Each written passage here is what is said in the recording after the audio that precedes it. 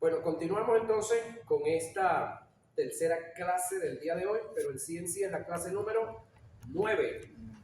Vamos entonces continuando con lo que es discernimiento de espíritu. Para discernir o descubrir lo más oculto en el interior del hombre, entre ellas el motivo del corazón, la procedencia de la verdad o del engaño, el carácter y el motivo de las cosas, aunque sean buenas en sus acciones. Eso tiene que ver con el discernimiento. Eso es parte del trabajo del discernimiento. Cuando Jesús vio a Natanael, oiga, que se le acercaba, dijo de él: he aquí un verdadero israelita, en quien no hay engaño. Era un hombre genuino. Juan 1:47. Ahora, esto que se estaba viendo aquí en Jesús no era que Jesús estaba actuando en la omnisciencia. Recuérdese de algo, que en estos días que fue que se me iluminó no hace mucho, después de tantos años dando clases, es que Dios en Cristo Jesús fue capaz de despojarse de lo eterno para ser depositado en el vientre de una madre y rebajarse a ser sempiterno. De lo infinito, porque ¿cómo le explico esto? Se adjudicó o se redujo a un cuerpo humano. Se limitó. De lo omnisciente, porque se despojó de lo omnisciente, de lo omnipotente y de lo omnipresente. Sí. De estas tres y de las otras. Es más, de estas características y propiedades de Dios, Jesús pudo recuperar 4. Hay una que no la pudo recuperar ni la podrá recuperar jamás. De esas 5 características, de esas que algunos dicen atributos, que no son atributos, son propiedades intrínsecas de Dios. De esas 4 posiciones, hay una que Jesús no la puede recuperar nunca. ¿Cuál? La eternidad. Lo eterno. Jesús va a ser hombre y pasó o se rebajó a la categoría de sempiterno desde que determinó meterse en el vientre de una mujer y nacer, desde que decidió dejar de ser verbo para hacerse el Dios hombre, el Emanuel. Luego que resucita, recupera lo omnisciente, lo omnipresente, lo omnipotente, lo infinito, pero lo eterno no. Tiene fecha de nacimiento. Que usted y yo no la sepamos es otro problema, pero de nosotros, no de él. Que algunos dicen que ahorita en estos tiempos, pero desde el punto de vista como tal, no es correcto. Ahora imagínate, porque estos son porque estos son falsos apóstoles. Es decir, si hay falso es porque hay verdadero. ¿Sí? Obreros fraudulentos que se disfrazan como apóstoles de Cristo. Y no es maravilla, porque el mismo Satanás se disfraza como ángel de luz. Así que no es extraño si también sus ministros se disfrazan como ministros de justicia, cuyo fin será conforme a sus obras. Segunda a Corintios 11, 13 y 15. El discernimiento de espíritu no tiene nada que ver con la clarividencia, no es un poder mental ni psíquico, tampoco con averiguar la vida de las personas o estar buscando fallas en ella, ya que su comportamiento puede ser producto de su formación. En conclusión, el desconocimiento, el discernimiento de espíritu es la revelación sobrenatural procedente de Dios para hacer análisis de todo lo proveniente de fuentes espirituales. El discernimiento es una intuición. Oiga, intuición no es un yo siento tú, no, yo siento es el alma. Cuando me habla de sentir, yo siento que tenemos, no, me estás hablando del alma. Puede que lo que está percibiendo el hermano sí es del espíritu, pero no ha aprendido el lenguaje. El lenguaje no es yo siento, es percibo por el espíritu, porque sentir es del alma. Ajá. Intuición y percepción espiritual que viene del espíritu. Nota, debemos tomar en cuenta que los dones de revelación trabajan siempre en conjunto. La mayoría de las veces que opera el discernimiento de espíritu hay una palabra de ciencia.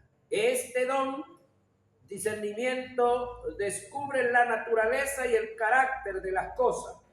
Y la palabra de ciencia da un concepto claro de las cosas.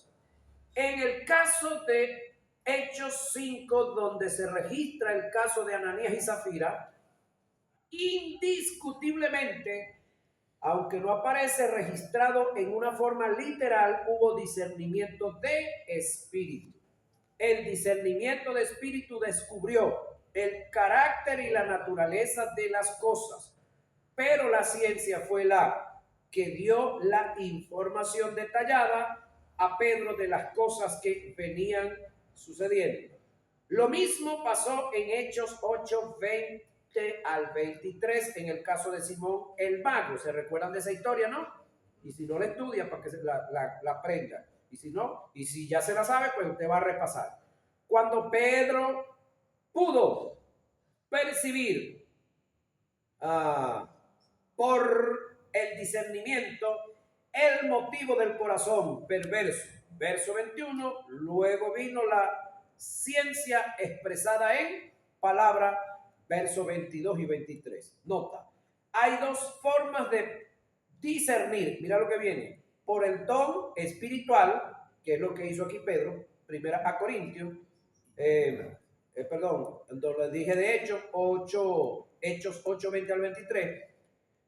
Ahora, le dije que hay dos formas de discernir. Una es por el don espiritual. La base está en 1 Corintios 12, 19. Por el conocimiento de la palabra es el otro. Eso está Hebreo 5, 11 al 14. Ahora, ¿cuál de las dos son las mejores? Las dos son buenas.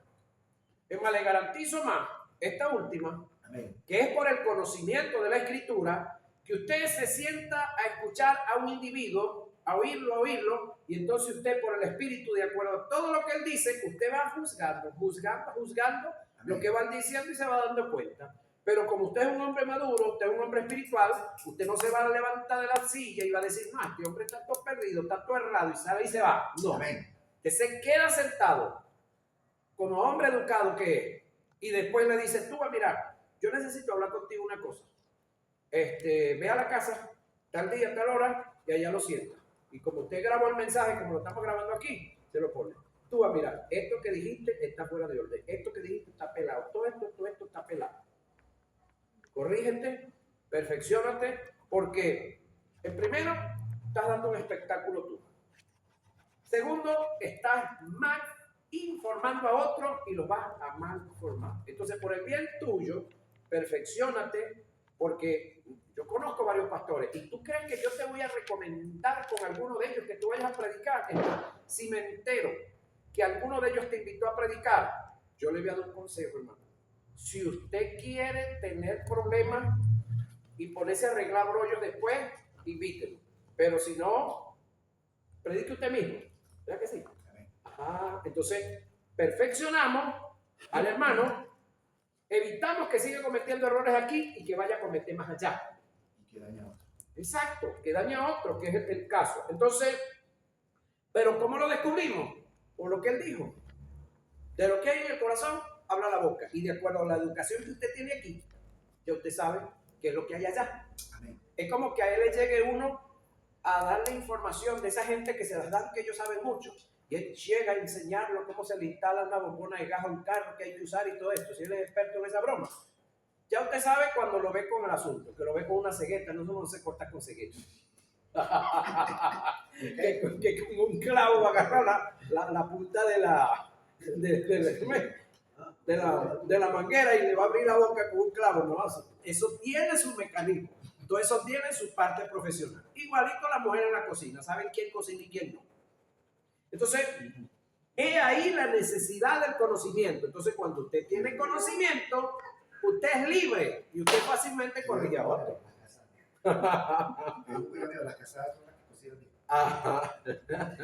Entonces, le reitero, hay dos formas de discernir: por el espíritu y por el conocimiento de la palabra que usted haya adquirido. Busque y estudie los textos bíblicos que ya se los dije.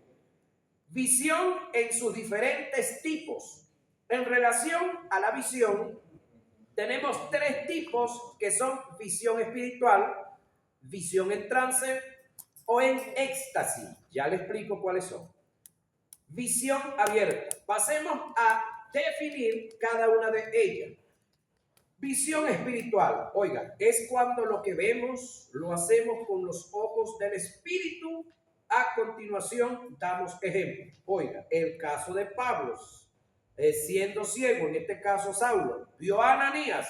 ¿Con qué ojos lo vio? Si físicamente estaba ciego, con los del espíritu. Ajá. Y ha visto en visión a un varón llamado Ananías, que entra y le pone las manos encima para que recobre la vista. Eso está en Hechos 9:12.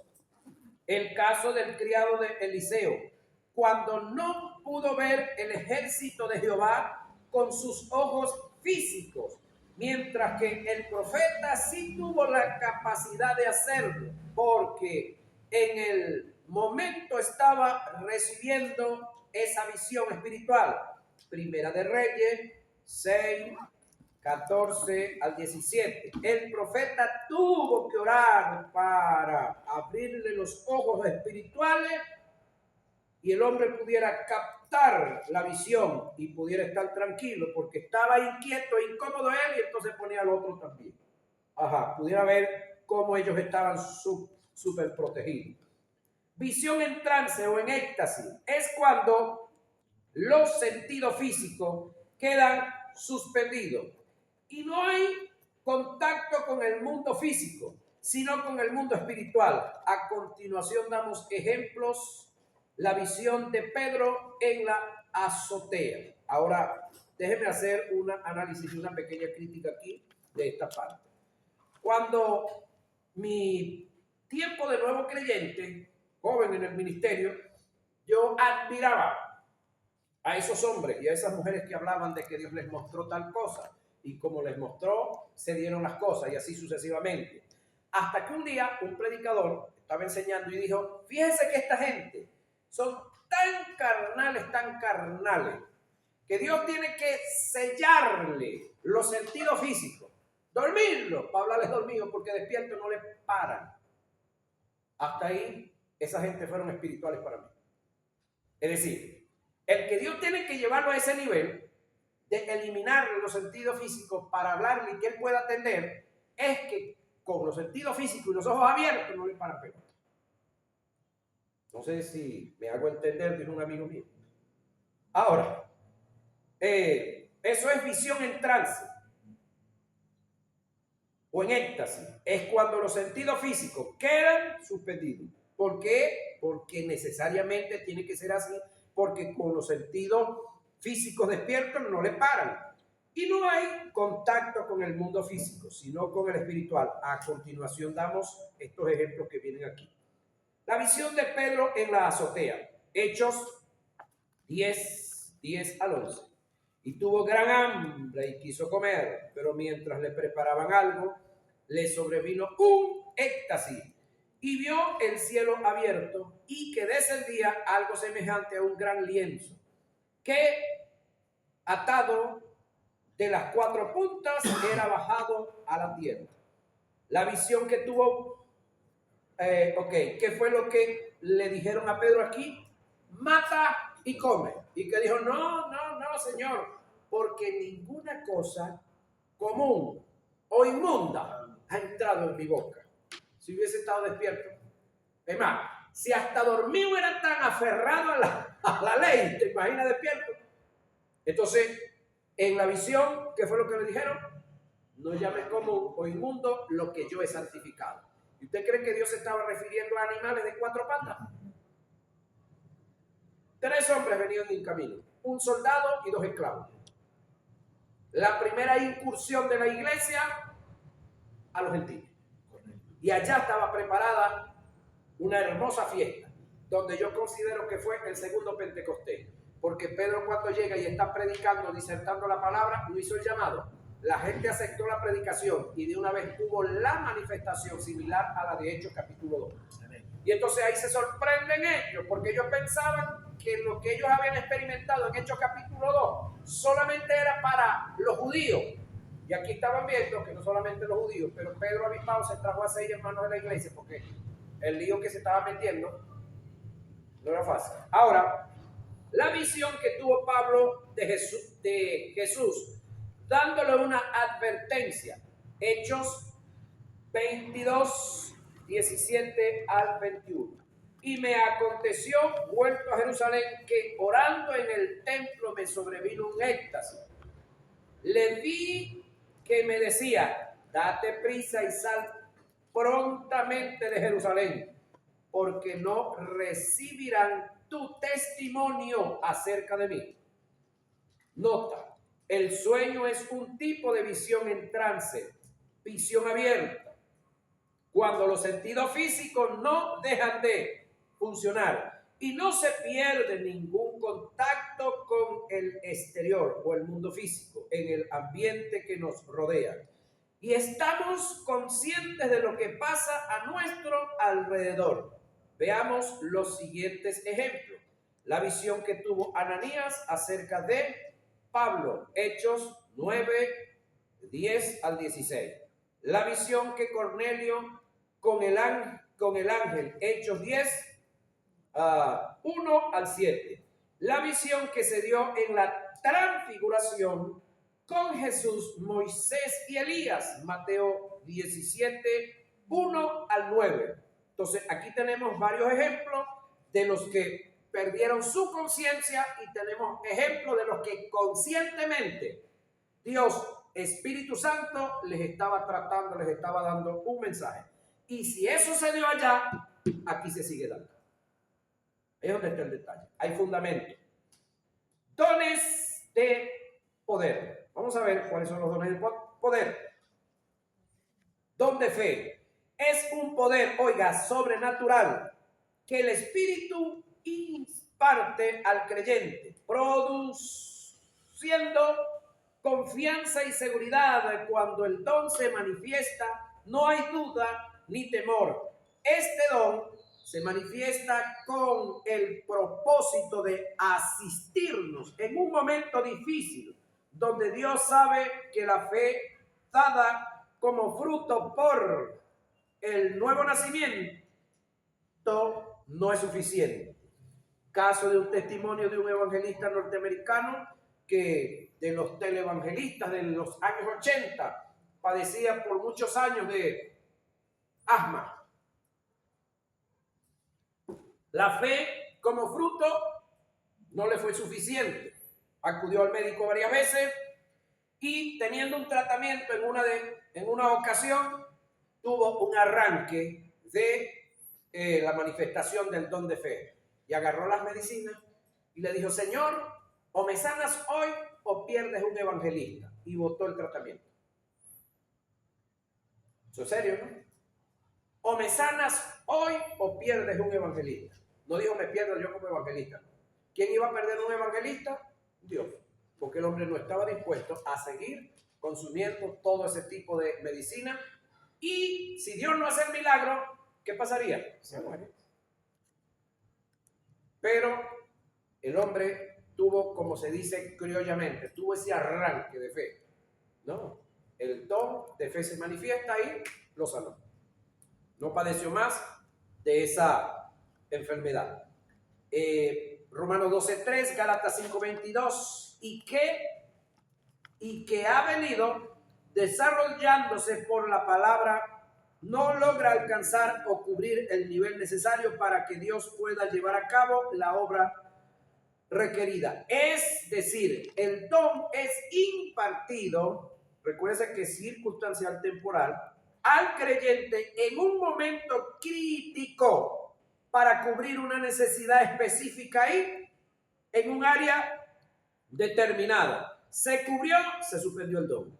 Es importante recordar que la fe como don, como fruto y para redención en naturaleza, y sustancia son las mismas, pero son diferentes en operación. En la primera carta a los Corintios, capítulo 12, no se está haciendo mención a la fe para la redención, ni la fe como fruto, sino la fe circunstancial, determinante y específica. Debemos tomar en cuenta que este don es circunstancial, no es constante, es en una persona. Su manifestación está sujeta a las circunstancias que rodean el momento, el ambiente, en el motivo, en el mover, del Espíritu Santo. Don de hacer milagro se traduce del griego energemata, dunameon, que indica poder para los milagros. Primera a Corintios 12:10. La operación de milagros es la intervención sobrenatural en el curso ordinario de la naturaleza. La operación de milagro es la suspensión, o detención del curso ordinario de la naturaleza para que empiece a operar el poder sobrenatural de Dios. La operación de milagros es la suspensión de las leyes naturales para que se haga manifiesto el poder sobrenatural de Dios mediante la operación del Espíritu Santo en la vida del creyente. Es decir, el caso del endemoniado gadareno. Lo ataban con cadenas y grillos, desmenuzaban los grillos y rompían las cadenas. ¿Quién podía sujetar a ese individuo? Absolutamente nadie. Entonces, ¿qué sucedió aquí? ¿Qué era lo normal, lo natural? Que ese hombre se muriera y se acabara su vida ahí en ese sepulcro. ¿Qué sucedió? La suspensión de esa vida o la expulsión que Jesús hizo para efecto de todo, o la expulsión que se hizo a través de Jesús. Mejor creo que está dicho. ¿Que quién la hizo? El Espíritu Santo. Amén. El caso que le dije de la mujer encorvada y así sucesivamente. Milagro, la suspensión ordinaria de lo natural. Es importante,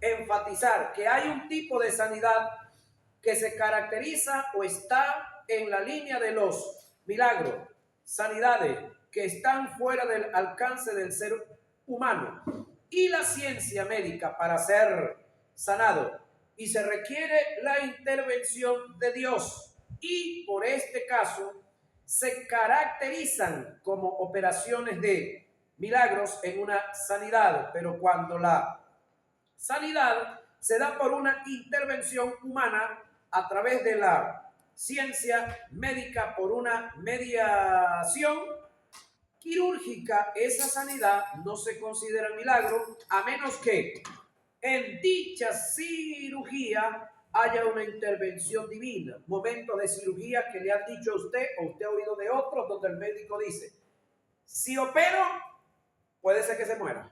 Y si no opero, igualito se va a morir. Y le traen la hojita y usted firma. Donde el médico no se hace responsable de la operación. Y él le dice a usted: bueno, ¿usted cree en un Dios de milagro? Solamente un milagro de Dios puede salvar a esta persona. Pero permítanme hacer algo yo. Y el médico hace la operación. El asunto no está fácil. Algunos se quedan en la operación, pero hay otros que salen. Y el médico dice: esto es producto no de mis capacidades, Las mías llegaron hasta aquí, pero creo que esto se dio por un milagro. Entonces, con todo y que el médico hizo, hubo un milagro. Caso de personas que se infartan y los mueven rápido al hospital y el médico termina diciéndole, mira, dele gracias a este hombre que usted consiguió, que lo trajo aquí, porque usted llega 3 minutos atrasado, 5 minutos atrás y ya usted estuviera muerto. ¿Quién le sostuvo la vida? Hay un testimonio de un taxista. Atropelló a un hombre en Corea. Y como allá hay una ley que tú atropellas a alguien y lo único que tienes es que sepultarlo y ya listo, no hay problema, no vas preso, no tienes ningún problema. El detalle es correr con los gastos del sepelio, ya listo. Bueno, el hombre atropelló, metió al hombre en la cajuela del carro y no lo llevó de una vez al hospital, sino que comenzó a dar vuelta toda la noche esperando que el hombre se muriera para después ir al hospital. Resulta que cuando el hombre determinó ir al hospital, no se había muerto. Llaman al pastor del hombre, porque era cristiano, y entonces él le dijo, pongan el teléfono ahí cerca al hombre. Y él hizo una oración, es sencilla. Él dice que lo que le salió a decir fue, Señor, mantén el espíritu de este hombre en el cuerpo mientras los médicos bregan con todo lo que tienen que hacer. Y así se sucedió. El que se fregó fue el taxista, que tuvo que pagar todos los gastos médicos porque el hombre no murió. Entonces, para efecto natural, ese hombre estaba destrozado totalmente por el accidente. Pero Dios preservó la vida de ese hombre dentro del cuerpo porque había propósito. Había propósito. Ahora, ¿cuántos de nosotros hemos pasado diferentes etapas? Hemos pasado por momentos en los cuales si es un milagro para Dios sanar a alguien de un cáncer, es un milagro, lo considero no más grande, porque no existe para Dios ni cosas grandes ni cosas pequeñas, pero creo que para Dios es un gran milagro que ha sucedido con algunos de nosotros y ni cuenta nos hemos dado. Gente que a la altura de mi caso, 54 años, nunca he estado hospitalizado, no aspiro a estar. Nunca sé lo que es una cama de un hospital. Un milagro permanente. Los hijos. Mi esposa, la única vez que vio el bisturí, cuando le hicieron la... No, la esterilizaron. Más nada. Bien, chévere. Mi esposa hace de todo, trabaja tranquila, como si nada. Entonces, y muchos no agradecen, no, es decir, nos acordamos de Dios como sanador solamente cuando estamos enfermos, pero nunca un dolor de riñones, nunca cálculos, nada. Eso hay que darle gracias a Dios constantemente por ese milagro continuo. Milagro continuo, diario, permanente. Y entonces hay el caso de un hombre que lo operaron y le sacaron el páncreas. Oraron por él para que Dios le pusiera un páncreas nuevo y todo eso. Bueno, el que oró por él, un hombre de esos de fama, de ministerio internacional, se fue, después vino de visita y le pregunta al hombre que qué pasó, cómo está la salud, y él le dijo perfectamente bien. Ajá, ¿y qué tienes? ¿Te está inyectando insulina? No, nada. ¿Y es que Dios te hizo el páncreas nuevo? No, no tengo páncreas. No tiene páncreas ni se inyecta insulina. Ajá. ¿Qué sucedía? Dios todos los días colocaba en el hombre la insulina que necesitaba para su diario vivir, para consumir las azúcares que se comía. Sin páncreas. ¿Quién puede vivir así? Nadie. Pero el Dios que creó y colocó ese órgano en el cuerpo para producir el páncreas puede hacer este caso de caso. Ahora, eso es lo que se conoce como un milagro continuo, todos los días. Ejemplos de milagros en operaciones en sus totalidades tenemos la burra de Balaam, caso fortuito y único. Una burra hablando, de paso, a un hombre de Dios, profeta. Números 22-28. Cuando el hacha flotó en el caso de Eliseo. Josué 10, 12 y 13, otro milagro. Cuando el sol se detuvo, según la escritura, que todos sabemos que la que se detuvo fue la tierra. Josué y Mateo, Josué, el caso está en Mateo 14, 22 al 26. Cuando Jesús caminó sobre las aguas, Lucas 9, 10 al 17. La multiplicación de los panes, Lucas 9, 10 y 17.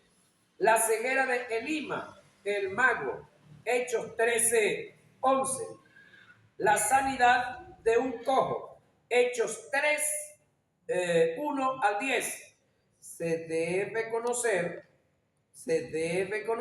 que existen tres tipos de milagros, que son el milagro creativo, es cuando Dios produce el órgano que no está; el milagro continuo, que es el caso que le dije del que no tenía páncreas, el que vive Octaviano Torres y su familia; el milagro absoluto o completo.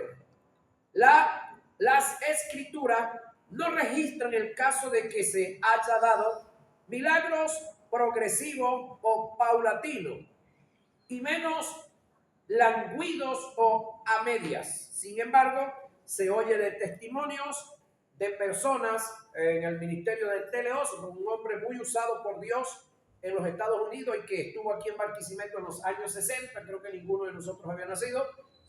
Él oró por una persona mocha de la rodilla y comenzó el pie a salirle 2 centímetros diarios, 2 centímetros diarios, salir y salir hasta que bajó abajo, salió el pie, salieron los dedos y salió todo, pero fue progresivamente. ¿Está en la Biblia registrado? No, pero no viola ni va en contra de lo que ya está en la Biblia. Eso es lo que se conoce como extra Biblia. Ajá. Milagro continuo es aquel que mediante la intervención de Dios por el Espíritu en forma incesante, perpetua o perenne, imperecedero, se mantiene en forma estable sin que haya fallo alguno ni posibilidad de menguar. El curso normal de la naturaleza en el vasto universo desde su comienzo es un ejemplo del más grande de los milagros continuos por la intervención de Dios mediante el Espíritu en el cumplimiento de su palabra. Oiga, Dios habiendo hablado muchas veces y de muchas maneras en otro tiempo a los padres por los profetas, en estos postreros días nos ha hablado por el Hijo, a quien, oiga, constituyó heredero de todo y por quien asimismo hizo el universo, el verbo, la palabra dicha, el cual, siendo el resplandor de su gloria y la imagen misma de su naturaleza, y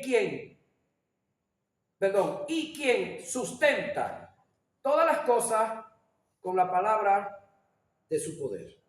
Eso está en Hebreo 1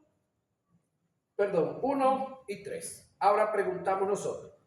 La tierra, creo que tiene 27 elementos, ¿verdad? La tierra. 27 elementos, 27 minerales. Ok. ¿Por qué no se degradan, no se acaban, no se destruyen? ¿Y por qué dentro de usted y dentro de mí sí? ¿Por qué yo tengo que comer hierro y la tierra no come hierro? Y tengo que extraerlo de la tierra para que aquí haya hierro. Porque cuando nosotros fuimos hechos de la tierra con todos esos minerales. Pero aquí en nosotros se desgastan. ¿Por qué? No, esa parte no la sé. Yo no soy médico, no soy científico en esa área. Yo sé un poquitico de teología y eso es lo poco que estoy enseñando aquí. Pero para nosotros nuevamente obtener los minerales, entonces tenemos que comer frutas, hierbas, hortalizas y diferentes alimentos complementarios, porque si hay un desbalance en alguno de esos minerales, entonces tenemos problemas. Es como una cuestión que llaman por ahí espolón. Es el exceso de calcio en algunas personas. Entonces ese exceso de calcio entonces comienza a salirle como unos huesos, unos cachos, donde no debe salir cacho. Afecta mucho los pies, los talones y eso en las personas. Entonces, y la falta de calcio, entonces le frega la vida a otro. Entonces, ¿de dónde tenemos que buscar? De la tierra. Porque los médicos cuando hablan de la alimentación dicen que nos alimentemos balanceadamente. ¿Por qué balanceadamente? Porque el cuerpo necesita los minerales que están en las diferentes frutas, en los diferentes granos y en los diferentes animales. Es más, la paja absorbe o obtiene una gran cantidad de propiedades del sol. Pero como nosotros no estamos en capacidad, nuestro estómago no digiere la paja, la vaca se come la paja, esa propiedad pasa a la carne de la vaca y esa misma propiedad la ingerimos nosotros, pero de la carne de la vaca. Pero el estómago suyo y el mío no tiene capacidad para estar comiendo paja, no la procesa, pero la vaca sí. Pero a través de la vaca, entonces nosotros somos utilistas. Ajá. Entonces, el detalle está que quien le ha colocado continuamente a todas las frutas, a todas las hortalizas y a todas las hierbas esos minerales, el que creó. Y eso es un milagro continuo, todos los días continuo. Entonces, el comer balanceado es parte de lo suyo y de lo mío. Pero aquí nosotros tenemos un problema, que nosotros aquí fuimos esclavizados con las caraotas negras. Los demás granos para nosotros no existen. Bueno, eso pasa en mi ambiente, no sé en el de usted. Si no hay caraota negra, no hay comida. Arepa. No podemos comer otra cosa que no sea arepa. Espagueti y arroz. Con eso nos fregaron la vida. Ya va. Pregunto, ¿no hay otras cosas con las cuales podamos sustituir eso? Sí las hay. Sí. Porque vaya a Colombia a ver si comen frijoles. Allá le dicen frijoles, a todos los granos le dicen frijoles.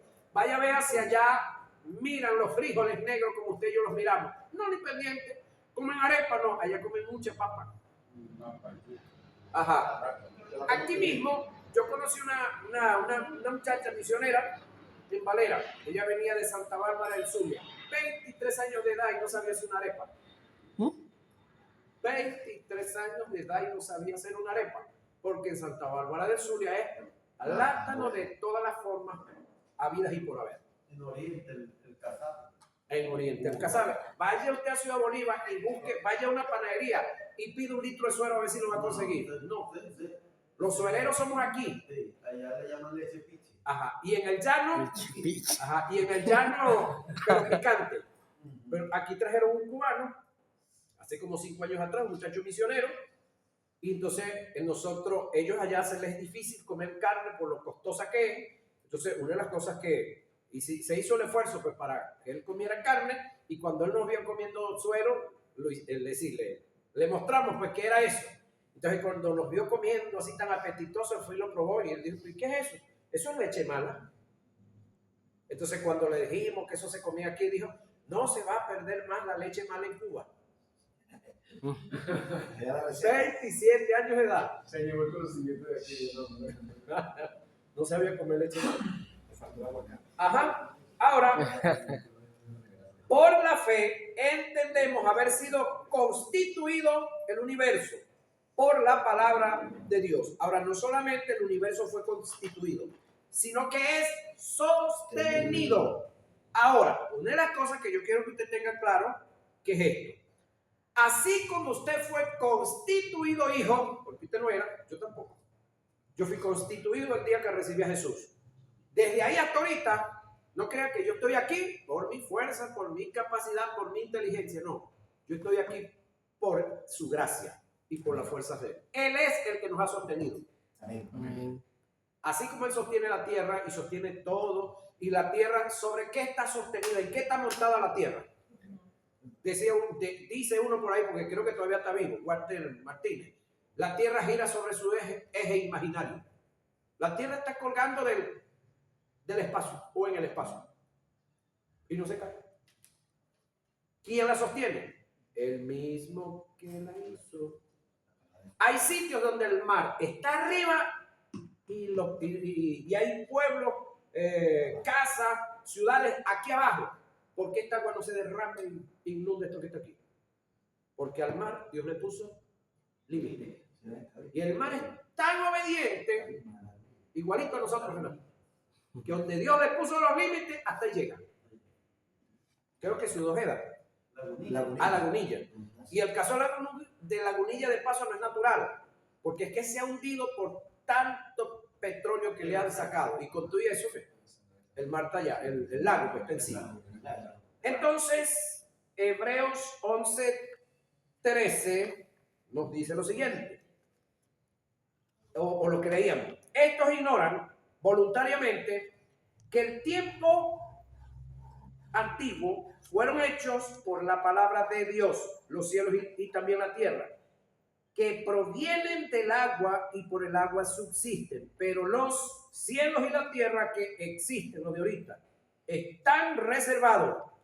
¿Quién los reserva? El mismo que los hizo, por la misma palabra, es decir, la palabra, la orden que se le dio. Júntense las aguas en un solo sitio y salga lo seco. El que dio esa orden, le estableció orden a la tierra y le estableció orden a las aguas. Y la tierra al principio era una sola masa. Creo que ustedes saben eso, ¿verdad? Capítulo 11 de Génesis.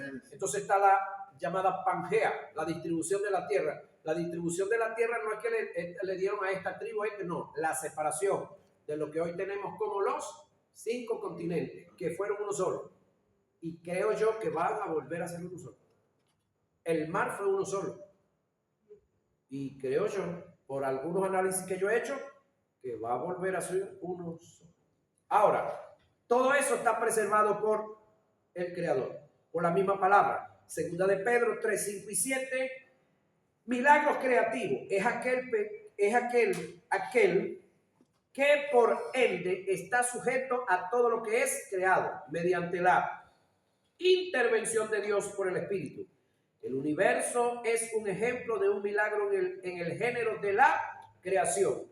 Los cielos cuentan la gloria de Dios y el firmamento anuncia la obra de sus manos. Salmo 19:1. En el principio creó Dios los cielos y la tierra. Génesis 1:1. En relación a la sanidad, las escrituras registran un caso donde Jesús creó los ojos a un invidente en un acto de sanidad.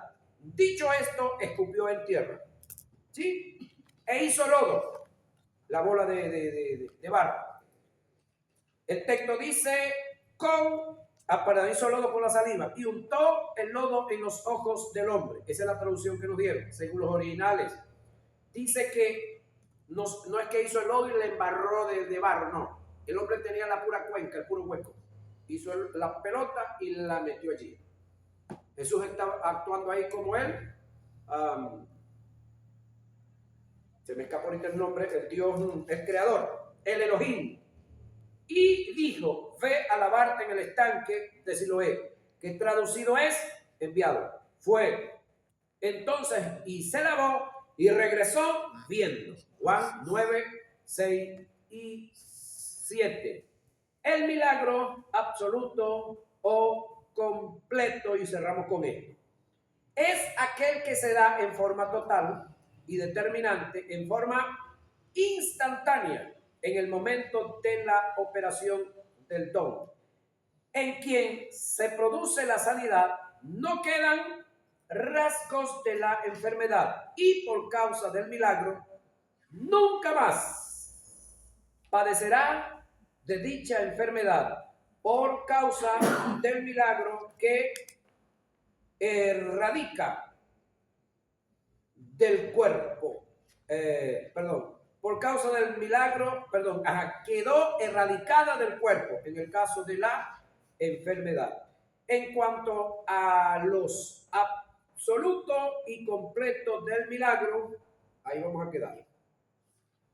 Eso es clase número 11, página 26. Bendiciones.